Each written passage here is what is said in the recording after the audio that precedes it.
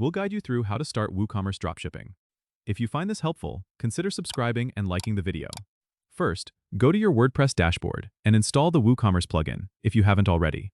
You can do this by navigating to the Plugins section, clicking on Add New, and searching for WooCommerce. Once installed, activate the plugin. Next, you need to set up WooCommerce. Follow the setup wizard to configure your store settings, including your store location, currency, and shipping options. Now, let's integrate your dropshipping supplier. One popular choice is AliExpress. You can use a plugin like AliDropship or WooCommerce Dropshipping to automate the process. Install the plugin by going to Plugins, Add New, and searching for the respective plugin. Activate it after installation. After activation, you'll need to configure the plugin settings. This often involves entering your API keys or other credentials provided by the dropshipping service. With the plugin configured, you can start importing products. Go to the plugins dashboard and browse products from AliExpress or your chosen supplier. Select the products you want to add to your WooCommerce store and import them.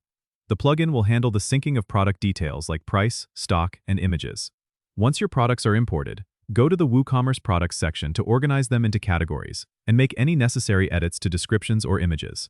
Now, you can configure your payment methods by going to WooCommerce, then Settings, and Payments. Choose the payment gateways you want to offer, like PayPal or Stripe, and set them up according to their instructions.